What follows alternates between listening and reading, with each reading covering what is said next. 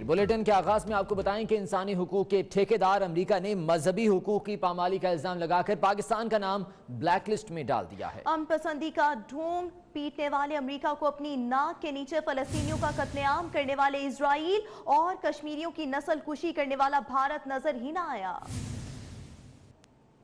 ने पाकिस्तान पर अक़लियतों को मजहबी आज़ादी ना देने और नारवा सलूक का इल्ज़ाम लगाकर ब्लैक लिस्ट में शामिल कर दिया है। फलस्तीन में निहत्ते फलस्तीनियों और मकबूजा कश्मीर में मासूम कश्मीरियों पर मज़ालिम ढाने वाले दरिंदा सिर्फ ममालिक इसराइल और भारत का इस फहरिस्त में दूर दूर तक कोई नाम नहीं, क्योंकि इसराइल अमेरिका का लाडला और मुसलमानों, सिखों और मसीही अक़लियतों पर जुल्म और जबर के पहाड़ तोड़ने वाला भारत अंकल साम का बगल बच्चा है। अमरीकी वज़ीर ख़ारजा माइक पॉम्पियो ने अपने बयान में कहा है कि आलमी मजहबी आज़ादी का तहफ़्फ़ुज़ अमरीका और ट्रंप इंतज़ामिया की खारिजा पॉलिसी की तरजीह है। अमरीका ने पाकिस्तान को गुज़श्ता साल खुसूसी वॉच लिस्ट में रखा था, जबकि इस साल पाकिस्तान का नाम ब्लैक लिस्ट में शामिल कर दिया गया है। अमरीकी वज़ीर ख़ारजा के मुताबिक पाकिस्तान इस फहरिस्त में बरकरार रहा तो इस पर मुमकिन तौर पर जुर्माना भी आयद हो सकता है। अमरीका ने पाकिस्तान समेत 10 मुल्कों को ब्लैक लिस्ट में शामिल किया है। दीगर 9 ममालिक में चीन, एरिट्रिया, म्यांमार, शुमाली कोरिया, सऊदी अरब, ईरान, सूडान, ताजिकिस्तान और तुर्कमानिस्तान शामिल हैं। और खबर है कि IMF का कर्जा अमेरिका की मंजूरी से मशरूत हो गया है। पाकिस्तान को कर्जे के लिए अमेरिका का अफगानिस्तान में साथ देना होगा। आला अमरीकी हुकाम ने पाकिस्तान को यह पैगाम पहुंचा दिया है। इसी बारे में वकास अजीम रिपोर्ट करेंगे। अमरीकी इंतजामिया IMF की डोरें हिलाने लगी। अमरीका ने पाकिस्तान को IMF से कर्ज के लिए शराइत रख दी। ये जो भी उनसे शराइत रखेंगे वो करेंगे।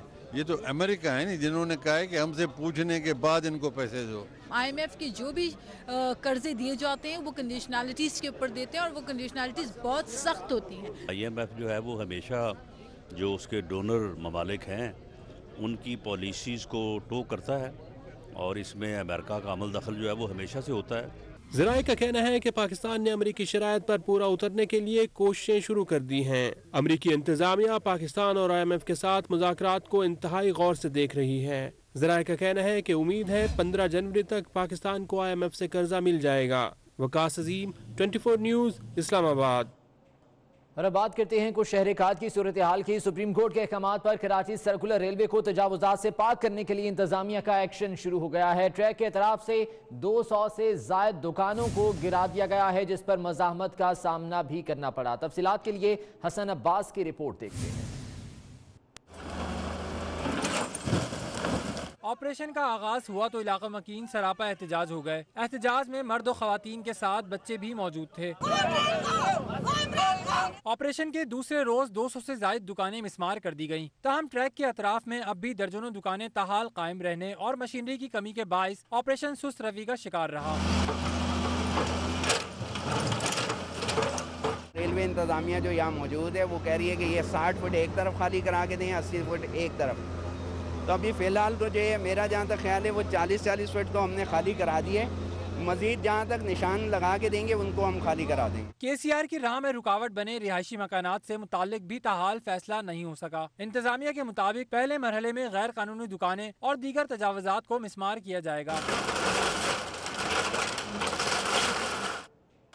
और chief justice of Pakistan justice Aqib Nisar ने रिमार्क्स दिए हैं कि कराची में तजावुजात के खिलाफ ऑपरेशन रोकने का हुक्म नहीं दिया जा सकता। रियासत को कब्जा माफिया के रहमो करम पर नहीं छोड़ेंगे। इसी बारे में तफसीलात के लिए जफरुल्लाह सोमरो की रिपोर्ट देख लेते हैं।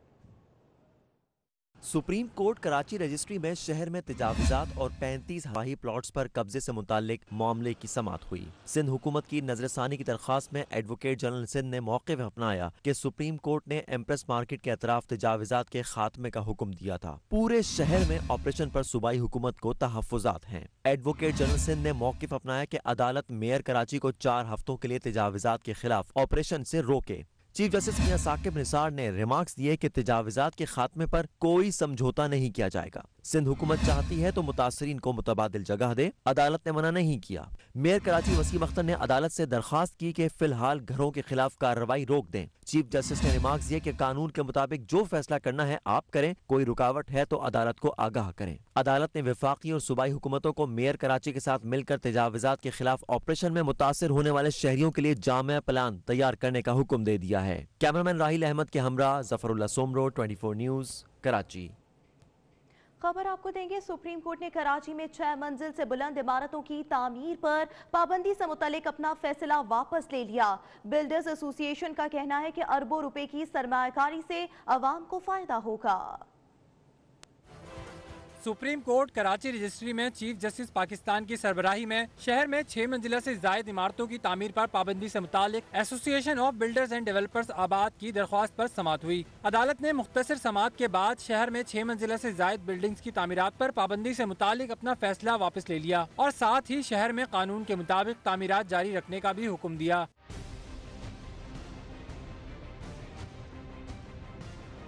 अदालत ने कहा कि सिंध बिल्डिंग कंट्रोल अथॉरिटी के कवानीन के मुताबिक हाई राइज तामीर कर सकते हैं। दूसरी जानिब आबाद के चेयरमैन हसन बख्शी का कहना था कि अदालत ने 2 साल से लगी पाबंदी हटा दी है, अब कानून के मुताबिक बिल्डिंग्स बनेगी। 500 प्रोजेक्ट हमारे अप्रूवल के लिए रुके हुए थे जो पिछले 1.5 साल से डिले हो रहे थे। इसके अलावा 500 प्लॉट वो हैं जो हम किसी भी इंडस्ट्री की तरह एक रॉ मटेरियल के लिए हमने लेके रखे थे। तो यानी ये 1000 प्रोजेक्ट जब आ जाएंगे तो मैं समझता हूँ 1000 बिलियन और 1500 बिलियन तक की इकोनॉमिक एक्टिविटी जनरेट होगी। हसन बख्शी का मजीद कहना था कि 500 से जायद प्रोजेक्ट और 1000 अरब मालियत की सरमायाकारी रुकी हुई थी। कराची के इलाके अजीजाबाद में रेंजर्स ने कार्रवाई करते हुए असलहा और बारूद का बड़ा जखीरा बरामद कर लिया। तर्जुमान रेंजर्स के मुताबिक कार्रवाई MQM साउथ अफ्रीका सेटअप के 2 गिरफ्तार मुल्जिमान की निशानदही पर की गई। कराची में रेंजर्स की बड़ी कार्रवाई के दौरान असलहे का बड़ा जखीरा बरामद कर लिया गया।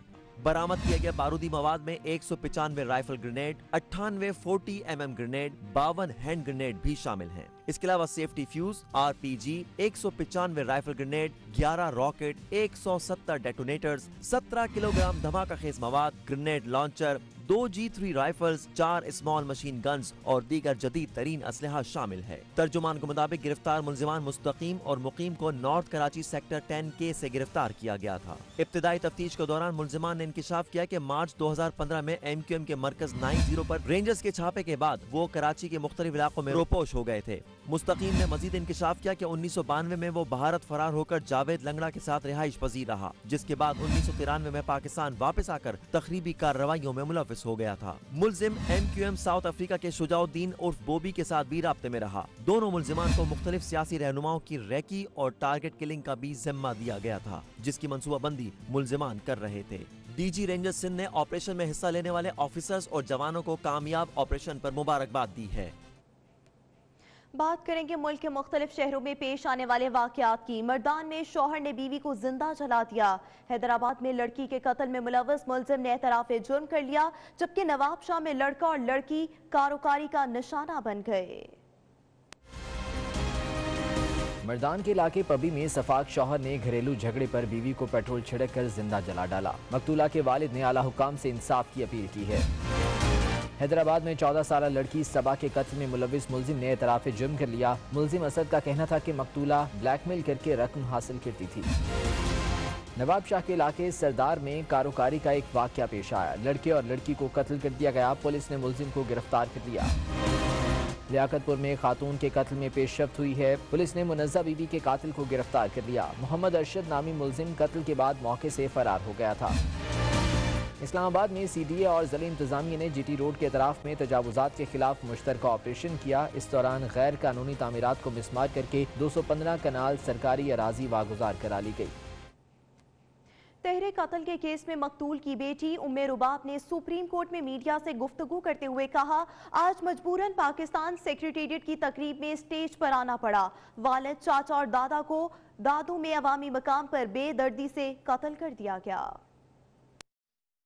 चीफ जस्टिस साहब ने डायरेक्शन दिए हैं कि आप एक्स-कॉन्डर्स जो है इनको अरेस्ट करें जल्द से जल्द, और जो हक और इंसाफ का फैसला है कोर्ट से भी उन्होंने कहा कि वही होगा। मैं पहले भी चीफ जस्टिस साहब की गाड़ी के सामने आई थी, फिर मैं उनसे मिली थी सक्खर हाईकोर्ट बार में, तो उन्होंने पब्लिकली अनाउंस किया था कि बेटा आपके साथ इंसाफ ऐसे होगा जैसे मैं अपनी बच्चियों अपनी फैमिली के साथ करता। तो 6 मंथ्स गुजर गए। 6 मंथ्स के बाद हमारे साथ कोई इंसाफ नहीं हो पाया। जो केस था हमारा सक्खर ATC में चल रहा था, वहाँ से ट्रांसफ़र होकर ऑर्डिनरी कोर्ट सेशन कोर्ट में चला गया। तो मैं चीफ जस्टिस साहब से तभी मिली कि सर हमारा जो वाक़या हुआ था पब्लिकली जो पब्लिक प्लेस पे हुआ था, और आप इस केस का दोबारा से स्मो मोटो एक्शन लें और आप देखें, आकर देखें कि किस प्लेस पे ये मर्डर हुए हैं।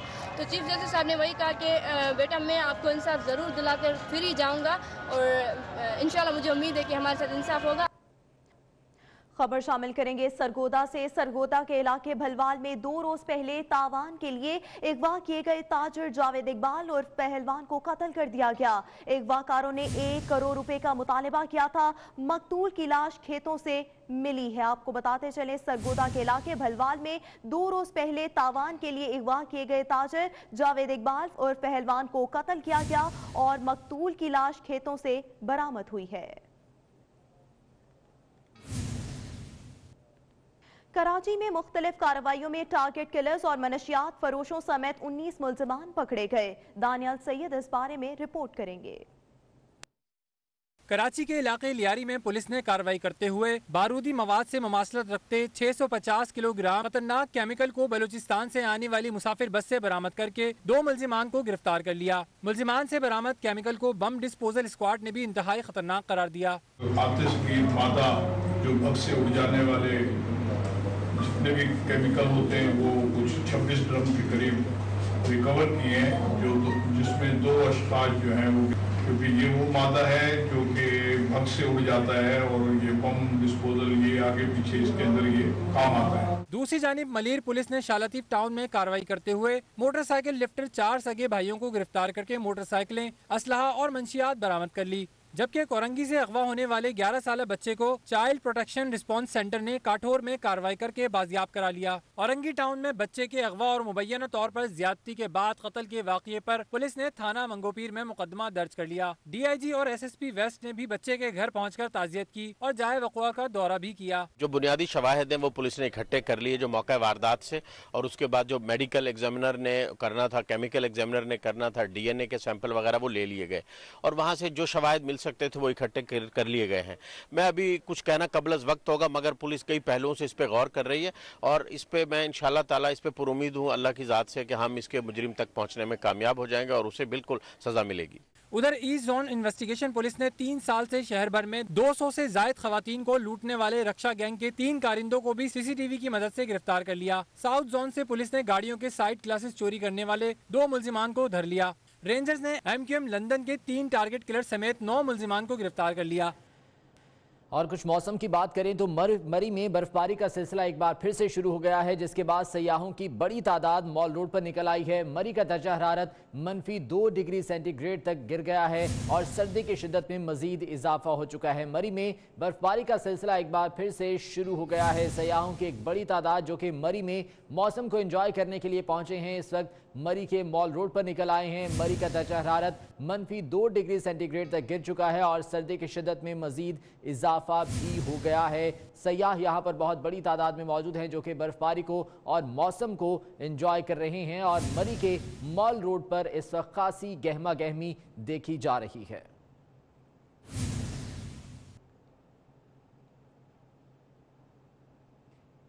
आपको बताएं कि सुई गैस सप्लाई कंपनीज ने सनतों, CNG और कैप्टिव पावर प्लांट्स को गैस की सप्लाई मुअत्तल करने के अहकाम जारी कर दिए हैं। मुल्क में गैस का वाकई कोई बहरान है या पैदा किया जा रहा है, इस बारे में आपको रिपोर्ट दिखाते हैं।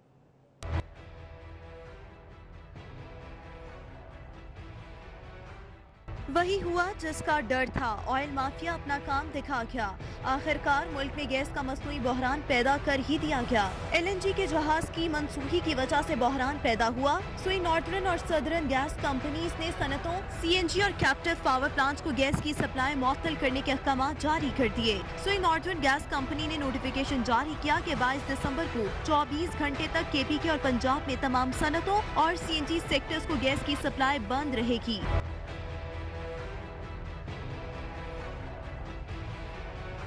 सुई सदर्न गैस कंपनी ने हुक्मनामा जारी किया कि मुल्क में गैस की किल्लत है। कोयटा और अंदरूनी सिंध में सर्दी बढ़ने के सबब गैस प्रेशर में गैर मुतवक्के कमी हो गई है, जिसके बायस घरेलू सारिफिन को सप्लाई बरकरार रखने के लिए सिंध और बलोचिस्तान की सनतों को भी गैस की सप्लाई गैर मुअय्यना मुद्दत के लिए बंद कर दी गई है। कैप्टिव पावर प्लांट्स को भी गैस फराहम नहीं की जाएगी। दोनों गैस कंपनीज ने जवाब बताया कि LNG टर्मिनल में खराबी है, जिसकी मरम्मत के लिए गैस मुअत्तल की गई है। वजारत पेट्रोलियम के जराये ने 24 न्यूज को बताया कि LNG का जहाज मनसूख कर करके फर्नेस ऑयल की खपत का जवाब पैदा किया गया, क्योंकि हुकूमत ने फर्नेस ऑयल की दरामद पर पाबंदी लगा रखी थी। चंद रिफाइनरीज को फायदा पहुंचाने के लिए ये इकदाम किया गया। CNG एसोसिएशन ने बंदिश के बाद एहतजाज का ऐलान किया है। याद रहे कि 24 न्यूज ने गुज़श्ता हफ्ते खबर दी थी कि मुल्क ऑयल माफिया को फायदा पहुंचाने के लिए मुल्क में गैस का बहरान पैदा करने का मंसूबा तैयार कर लिया गया है। और जब से तहरीक इंसाफ की हुकूमत आई है, हर जानिब तो जैसे अशिया महंगी करने का फैशन ही चल पड़ा है। तभी तो नान भाइयों ने भी महंगाई की बहती गंगा से हाथ धोने का फैसला कर लिया और 10 रुपए की रोटी और 15 रुपए का नान करने का मुतालबा कर दिया है।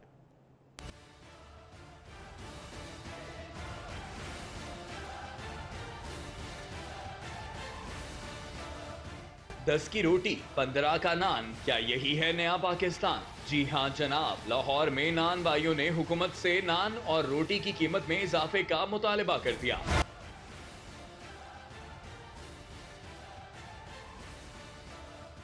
महंगाई की चक्की में पिसे गरीब अवाम अब रोटी की कीमत बढ़ने से सहमे दिखाई देते हैं, जबकि उधर नान भाई भी नान और रोटी की कीमतों में इजाफे को अपनी मजबूरी से जोड़ रहे हैं। बच्चों का पेट काट के, बच्चों को स्कूलों से हटवा के, लेबर को पैसे दे के और गैस के बिल जमा करा के लाखों रुपए के मकरूज हुए हैं हम। सर खर्चे कैसे पूरे हो रहे हैं सर? 2-3 साल हो गए हैं, ऐसी सूरत हाल चल रही है। कभी मैदे वालों के पैसे रोक लिए, कभी मजदूरों की मजदूरी रोक ली, तो अपने बच्चों का पेट पाल लिया। नान भाइयों ने मुतालिबा ना मानने पर तंदूर बंद करके एहतजाज करने का अल्टीमेटम भी दे डाला। तब्दीली सरकार मुल्क में मसाइल के खात्मे और मदीने की रियासत के नारे तो बहुत लगा रही है, लेकिन अब तक के हालात को देखकर तो यही लगता है कि हुकूमत के पास अवाम के हकीकी मसाइल के हल के लिए कोई ठोस लाहे अमल नहीं है। लाहौर हाई कोर्ट ने पैरागॉन हाउसिंग स्कैंडल में नून लीग के रहनुमाओं ख्वाजा साद रफीक और ख्वाजा सलमान रफीक की दरख्वास्त जमानत मुस्तरद कर दी और नैब ने दोनों भाइयों को गिरफ्तार कर लिया है। दरख्वास्त जमानत मुस्तरद होने के बाद नैब ने दोनों भाइयों को अपनी हिरासत में ले लिया है।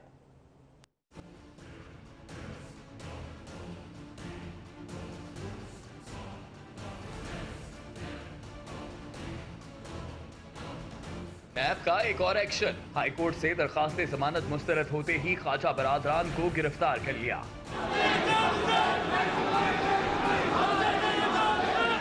जस्टिस तारिक अब्बासी की सरबराही में 2 रुकनी बेंच ने दरखास्त पर समाअत की। नैब की जानिब से अदालत को बताया गया कि ख्वाजा बरादरान का पैरागॉन से ताल्लुक है। साद रफीक की बीवी ने कैसर अमीन भट्ट से मिलकर पैरागॉन हाउसिंग सिटी में पार्टनरशिप की। पैरागॉन हाउसिंग सोसाइटी से ख्वाजा बरादरान को भी पैसे आते रहे।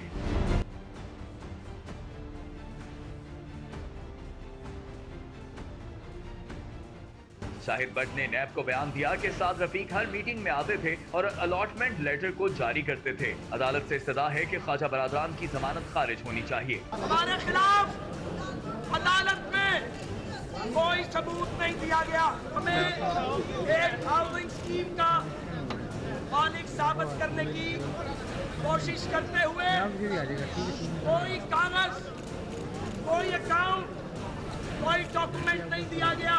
नैब वकील ने अदालत को बताया कि ख्वाजा बरादरान ने चेयरमैन नैब से केस किसी और ब्यूरो मुंतकिल करने की दरखास्त की थी और मौक़िफ़ इख्तियार किया था कि डीजी नैब लाहौर शहजाद सलीम की मौजूदगी में गैर जानिबदार तफ्तीश की तवक्को नहीं। ताहम चेयरमैन नैब ने ख्वाजा बरादरान की दरखास्त पर फैसला करते हुए इसे मुस्तरद कर दिया है। वकील ख्वाजा बरादरान ने कहा है कि एग्जीक्यूटिव बिल्डर्स के कुल मुनाफे से सिर्फ 6% ख्वाजा बरादरान ने लिया। साद रफीक और सलमान रफीक ने जो कमाया डिक्लेयर कर दिया गया है। अदालत ने ख्वाजा बरादरान की दरखास्त जमानत मुस्तरद कर दी, जिसके बाद नैब की टीम ने उन्हें गिरफ्तार कर लिया। और ख्वाजा बरादरान को गिरफ्तार क्यों किया गया, नैब ने इसकी वजूहात भी बता दी हैं। रिपोर्ट में कहा गया है कि ख्वाजा बरादरान ने साथियों से मिलकर धोखाधड़ी की और रकम बटोरी।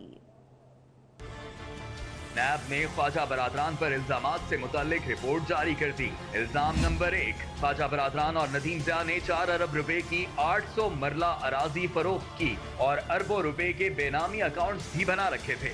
इल्जाम नंबर 2, ख्वाजा बरादरान पर शाहिद भट्ट की कमर्शियल अराजी अवाम को फरोख्त, खुफिया नामों से पैरागॉन अकाउंट से अरबों रुपए निकलवाए। इल्जाम नंबर 3, 2013 में तमाम हाउसिंग स्कीम्स का रिकॉर्ड LDA में जमा हुआ लेकिन पैरागॉन का रिकॉर्ड जमा ना हुआ। इल्जाम नंबर 4, 2016 में नदीम ज़िया और दीगर पर मिलकर जाली कागजात बनाए, जालसाजी करके TMA अजीज भट्टी टाउन में रिकॉर्ड शामिल करने की कोशिश की गई। इल्जाम नंबर 5, ख्वाजा साद, नदीम ज़िया, सलमान रफीक ने 1997 में एक कंपनी बनाई। इस कंपनी में ख्वाजा साद रफीक और नदीम ज़िया की अहलिया हिस्सेदार थी। इल्जाम नंबर 6, ख्वाजा बरादरान ने साथियों से मिलकर अवाम को धोखा दिया और रकम बटोरी। साद रफीक और Salman Rafiq Paragon housing society से फवायद लेते रहे हैं। नैब ने मौक़िफ़ इख्तियार किया कि गिरफ्तारी ठोस शवाहिद के बाद और तहकीकात को मंतकी अंजाम तक पहुँचाने के लिए जरूरी थी। दूसरी जानिब आपको बताएंगे FIA ने पंजाब असेंबली में अपोजिशन लीडर और साबिक वज़ीर आला पंजाब शहबाज शरीफ के साहबजादे हमजा शहबाज को लंदन जाने से रोक दिया। नून लीग ने मामले को इंतकामी कार्रवाई करार दे दिया। FIA ने हमजा शहबाज को कतर जाने से रोकते हुए उनका पासपोर्ट भी तहवील में ले लिया। हमजा शहबाज को ऑफलोड करने की तस्दीक करते हुए FIA का कहना था कि हमजा शहबाज का नाम ECL में शामिल होने की वजह से उन्हें रोका गया। वो गुज़श्ता रात निजी एयरलाइन की परवाज के जरिए लाहौर से दोहा जा रहे थे, जहां से उन्होंने लंदन रवाना होना था। FIA ज़राए के मुताबिक हमजा शहबाज का पासपोर्ट कानूनी कार्रवाई के बाद वापस दे दिया जाएगा। दूसरी जानिब हमजा शहबाज का कहना है कि इमिग्रेशन काउंटर पर पहुंचे तो बताया गया कि नैब इंक्वायरी की वजह से नाम ब्लैक लिस्ट में शामिल है, वो बैरून मुल्क नहीं जा सकते। उधर मुस्लिम लीग नून की तर्जुमान मरियम औरंगजेब ने हमजा शहबाज को रोके जाने पर सख्त रद्द-ए-अमल देते हुए कहा, बताया जाए कि किस कानून के तहत हमजा शहबाज का नाम ब्लैक लिस्ट में डाला गया। जब हमजा शहबाज साहब इमिग्रेशन के काउंटर पर पहुंचे तो उनको कहा गया कि आपको ब्लैक लिस्ट कर दिया गया। मेरा सवाल ये है कि क्या हमजा शहबाज शरीफ साहब कोई दहशतगर्द है? खुदा न खास्ता, क्या हमजा शहबाज शरीफ साहब जब नैब ने बुलाया किसी पेशी पे नहीं गए? क्या वो मतलूब है नैब के?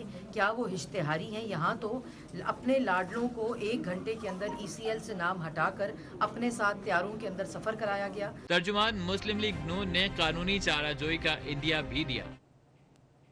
आगे बढ़ते हुए आपको बताएंगे पीपल्स पार्टी ने नैब की जानिब से आसिफ अली जरदारी और बिलावल भुट्टो जरदारी को दिए गए नोटिस पर शदीद तहफ़्फ़ुज़ात का इजहार कर दिया। कहा कि नैब कवानीन में तरामीम की जाएं। रोजीना अली इस बारे में रिपोर्ट करेंगी। पार्टी क़यादत को तलबी के लिए जारी नोटिस के मामले पर पीपल्स पार्टी रहनुमाओं ने नैब को आड़े हाथों ले लिया। पीपल्स पार्टी के रहनुमा नैयर बुखारी ने प्रेस कॉन्फ्रेंस में कहा कि पार्क लैंड कंपनी जब रजिस्टर्ड कराई गई थी उस वक्त बिलावल भुट्टो जरदारी की उम्र 1 साल थी। बिलावल भुट्टो को जारी नोटिस गैर कानूनी है। 21 साल बाद जनाब चेयरमैन बिलावल भुट्टो जरदारी को तलब किया जा रहा है। उस ट्रांजैक्शन में जो ट्रांजैक्शन 97 से पहले हुई, जब ये कंपनी रजिस्टर करवाई गई थी तो चेयरमैन बिलावल भुट्टो 1 साल उनकी उम्र थी। यही नहीं, पीपल्स पार्टी ने नैब कवानीन में तरामीम का मुतालबा भी कर दिया। पीपल्स पार्टी के सेक्रेटरी जनरल फरहतुल्लाह बाबर ने कहा कि सबके लिए एक ही कानून, एक ही इदारा हो और बराबरी की बुनियाद पर एहतसाब हो। पीपल्स पार्टी के रहनुमाओं ने नैब कार्रवाइयों के खिलाफ सड़कों पर निकलने की धमकी भी दे डाली। मुतालबा करते हैं कि नैब का कानून इसमें तरमीम होनी चाहिए और अक्रॉस द बोर्ड अकाउंटेबिलिटी, सबके लिए एक ही कानून हो, एक ही इदारा हो। नैब के सरबराह को अपनी गैर जानिबदारी साबित करना होगी। धमकियां दे वजीर आज़म के वज़रा और अमल दरामद करे नैब, तो इसका मतलब नैब गैर जानिबदार नहीं है। हमें भी हक है कि नैब के लिए जिस अंदाज से हम मैदान में भी निकलेंगे। पीपल्स पार्टी के रहनुमाओं का कहना था कि अगर यही रवैया रखा गया तो वक्त आने पर भरपूर जवाब दिया जाएगा। कैमरामैन वाजिद मुगल के साथ रोजीना अली, 24 न्यूज़, इस्लामाबाद। यहाँ बात करेंगे अहम मामले की। चेयरमैन PAC के मामले पर अब मजीद ताउन नहीं करेंगे। ऑपोजिशन लीडर ने स्पीकर कौमी असम्बली को 2 टोक पैगाम दे दिया। हुकूमत और ऑपोजिशन में डेडलॉक के बाद कायमा कमेटियों का मामला मजीद खटाई में पड़ गया। बशीर चौधरी की रिपोर्ट।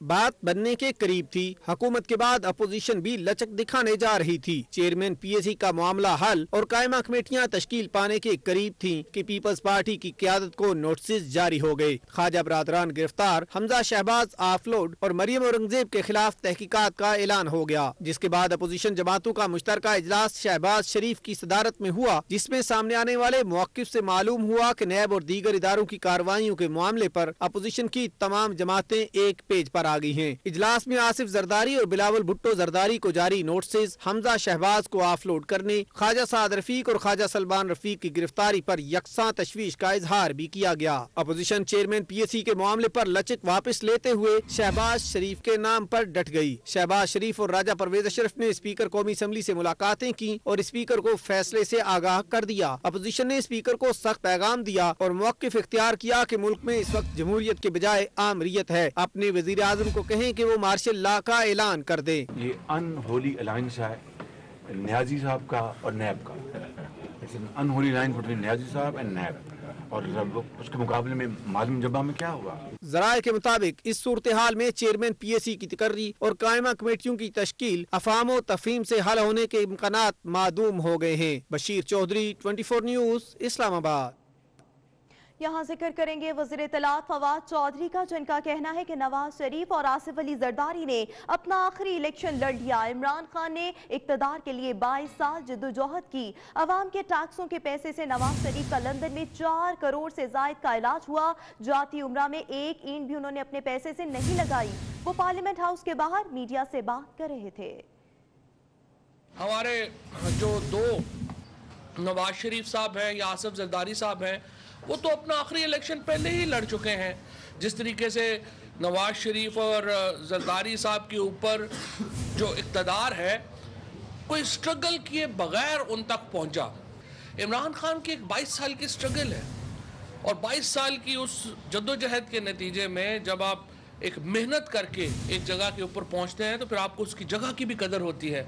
नवाज शरीफ साहब की जो इलाज के ऊपर पैसे खर्च हुए, 3,27,927 डॉलर यानी अबाउट 4 करोड़ रुपया उनके इलाज के ऊपर लंदन में खर्च हुआ टैक्स पेयर का। यू टर्न तहरीके इंसाफ वालों की छेड़ बन गया। पुराने पाकिस्तान में जो मुतालिबात जायज थे वो नए पाकिस्तान में गलत कैसे हो गए। नून लीग की हुकूमत में YDA समेत मुख्तलिफ तंजीमों के मुतालिबात की हिमायत करने वाले आज अपनी हुकूमत में मुखालिफत पर उतर आए। इसी बारे में आपको एक रिपोर्ट दिखाते हैं।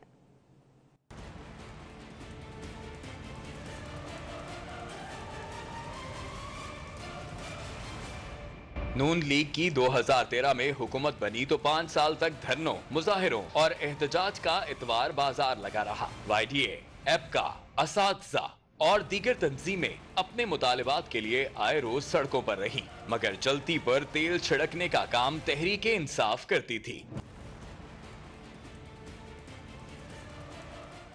लीगी दौर में जो भी एहतजाज होता, PTI के रहनुमा उसमें शामिल हो जाते और हुकूमत को शदीद तनकीद का निशाना बनाते। अब लिया है तहरीके इंसाफ वालों ने यू टर्न, लेते क्यों ना। वफाक के साथ साथ पंजाब में हुकूमत भी तो करनी है। अब जमाना और है। अब ना तो नून लीग की हुकूमत है, ना तहरीके इंसाफ ऑपोजिशन में। अब इन्हें ना तो धरना पसंद है, ना कोई एहतजाज। वो सिर्फ हर तरफ अमन की फाख्ता उड़ती देखना चाहते हैं।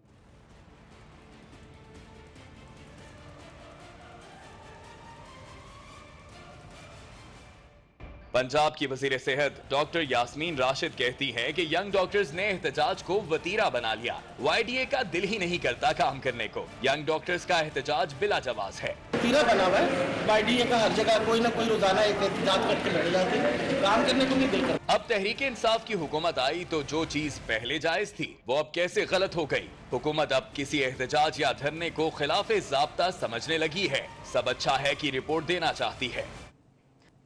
रुख करेंगे इस्लामाबाद के डी चौक का, जहां पर असातिज़ा का धरना 90 रोज में दाखिल हो गया। सर्दी में बैठे मुजाहिरीन मुतालिबात पर डट गए। असातिज़ा कहते हैं मुस्तकिली और तनख्वाहों की अदायगी तक पीछे नहीं हटेंगे। बिलाल वर्क इस बारे में रिपोर्ट करेंगे।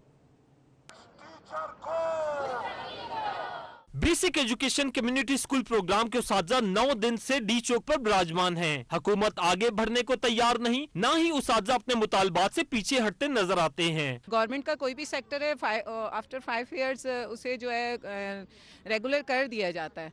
तो गवर्नमेंट के किसी भी इदारे में आप चले जाएं, या ऐसे तो कहीं भी नहीं। ये तो 23 साल से खिदमत कर रहे हैं हम लोग। तो हमारा इशू तनख्वाह का नहीं है कि हमारी तनख्वाह हो जाए, वो तो हमारा हक है, मिल जाएगा।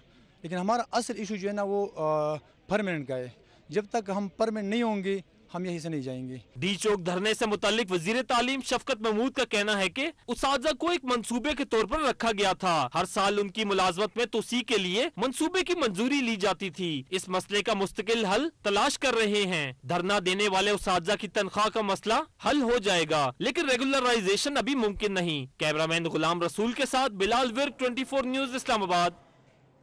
और वफाकी काबीना के किस वजीर की कारकर्दगी कैसे रही, अरकान पार्लियामेंट इस बारे में क्या राय रखते हैं, ये जानेंगे वली चौधरी की रिपोर्ट में। वज़ीर आज़म इमरान खान की काबीना की अब तक कारकर्दगी कैसी रही, इस पर अरकान पार्लियामेंट मुतमईन है या गैर मुतमईन, आइए उन्हीं से जानते हैं।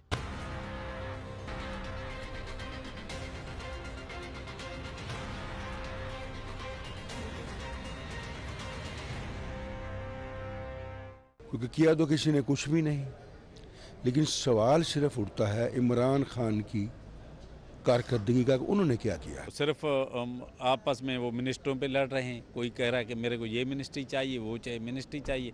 तो बदकिस्मती ये है मुल्क की, जब तक इस मुक़द्दस ऐवान को नहीं समझेंगे तो प्राइम मिनिस्टर आने के लिए तैयार नहीं है। ज़रदारी साहब ने बड़ा अच्छे तरीके से इसका तज्ज़िया किया कि अंडर 16 की टीम है तो ऐसे ही खेलेगी। तमाम का काम काबिल इत्मीनान है, तो या तो हमें इत्मीनान दिला दिया जाए, या अगर में नहीं चाहिए उसके बाद ही कह सकते हैं अप टू मार्क है या नहीं है। अपोजिशन अरकान पार्लियामेंट का कहना है कि मौजूदा वफाकी काबीना की कारकर्दगी में अब तक कोई खातिर खा तब्दीली नजर ना आ सकी, जबकि हुकूमती अरकान पार्लियामेंट का कहना है कि अभी तो 3 माह गुजरे हैं, अगले 3 माह में जरूर तब्दीली नजर आएगी। कैमरामैन अरसलान बलोच के साथ Wali Chaudhry, 24 news, parliament house, Islamabad.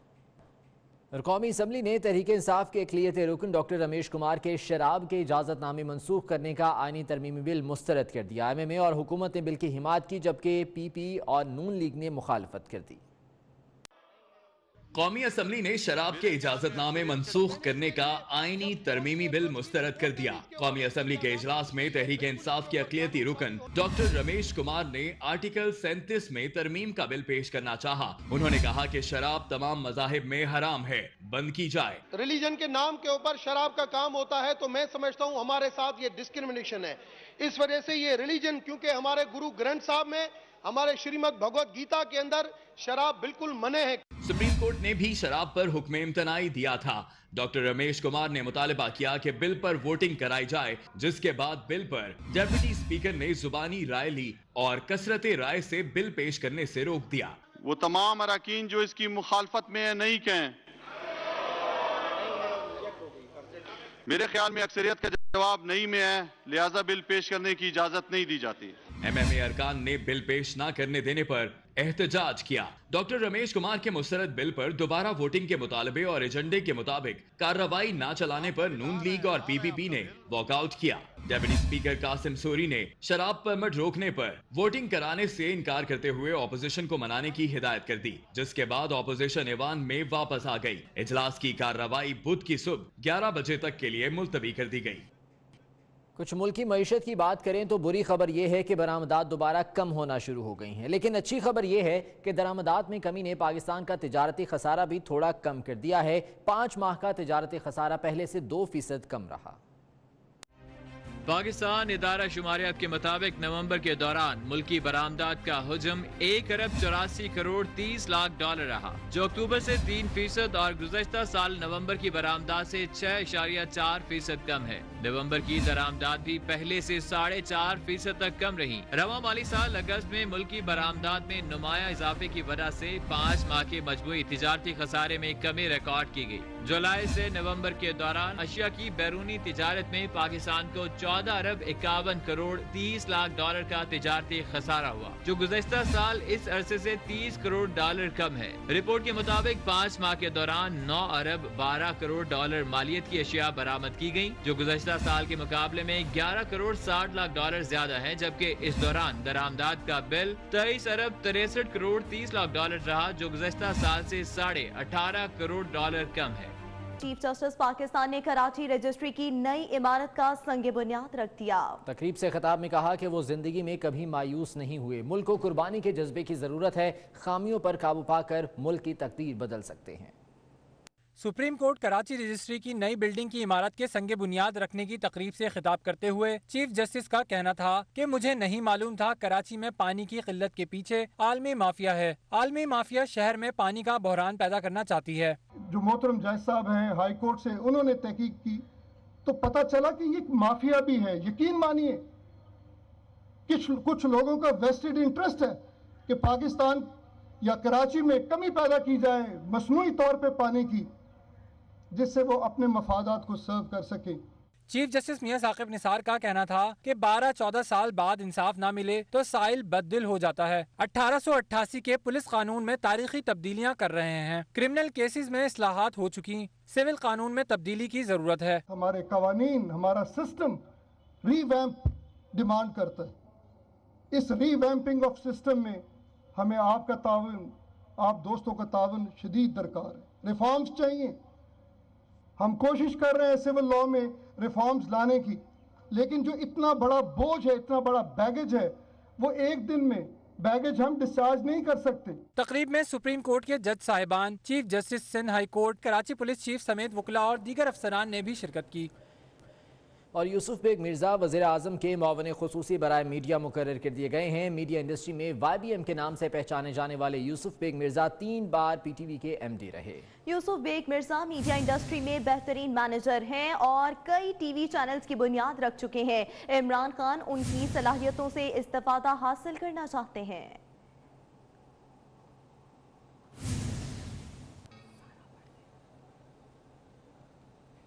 Anchor person Naseem Zehra की किताब की तकरीब रुनुमाई कराची में हुई, जिसमें सियासी दिफाई माहिरीन और मीडिया की शख्सियात ने शिरकत की। इसी बारे में रिपोर्ट करेंगे फहद कमर।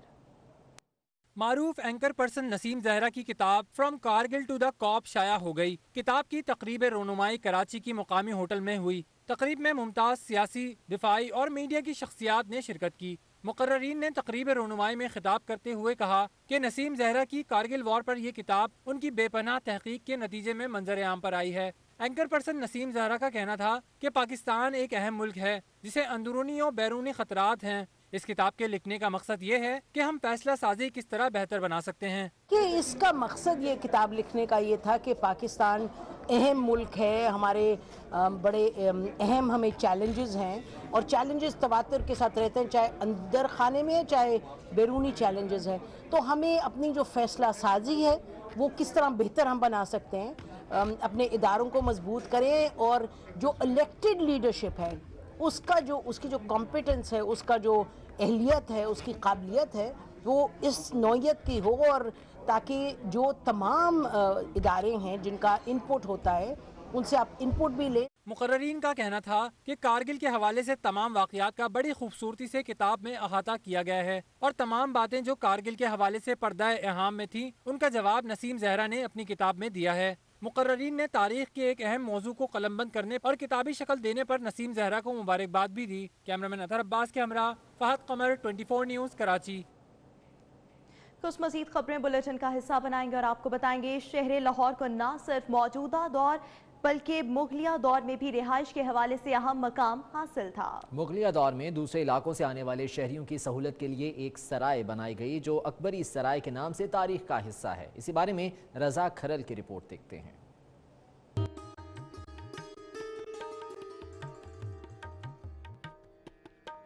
शाहदरा में वाक़े बागे दिलकुशा में कायम अकबरी सराय की ये इमारत 170 से ज़ायद कमरों की वजह से मुनफरिद मकाम रखती है। कमोबेश 12 एकड़ रकबे पर फैली सराय के कमरों का एक ही साइज है, ताहम चारों कोनों पर कमरे न सिर्फ साइज में बड़े हैं बल्कि बनावट में भी मुख्तलिफ दिखाई देते हैं। मौरखीन कहते हैं इस इमारत की तामीर का आगाज सूरी खानदान के बादशाह इस्लाम शाह सूरी के दौर में हुआ था, मगर बाद में अकबर आजम के नाम से मौसूम हो गई।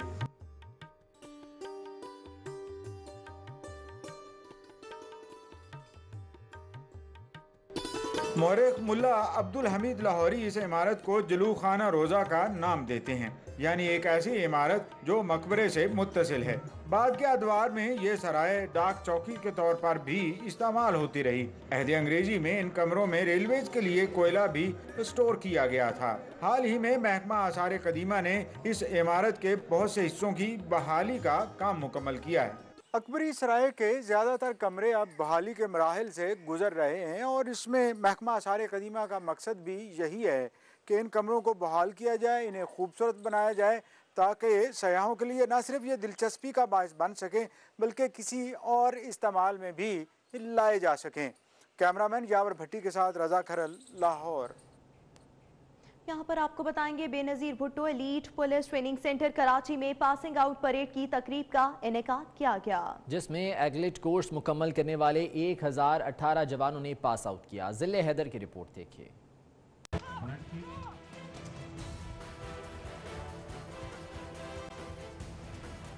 मुजाहिरीन से कैसे निमटना है, महसूरीन को दहशतगर्दों से कैसे छुटकारा दिलाना है। सिंध पुलिस के ईगलेट कोर्स में सलाहियतों का लोहा मनवा लिया है 1018 जवानों ने रज़ाकाबाद ट्रेनिंग सेंटर में।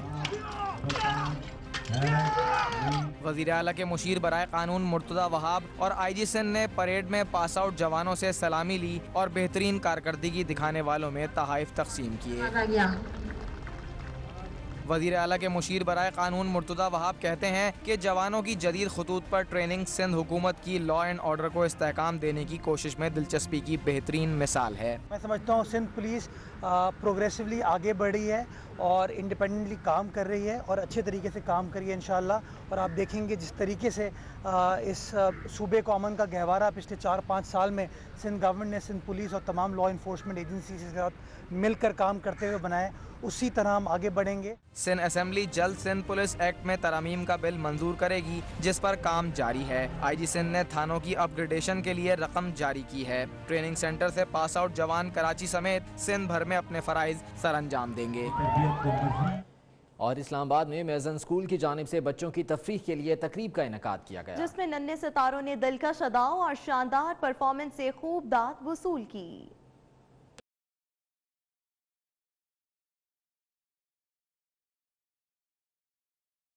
Pakistan national council of arts में मेज़न स्कूल की जानिब से बच्चों के लिए तफरीह से भरपूर तकरीब का इनेकाद किया गया, जिसमें बच्चों ने खूबसूरत अंदाज में दिल को मोह लेने वाली अदाओं के साथ परफॉर्म किया।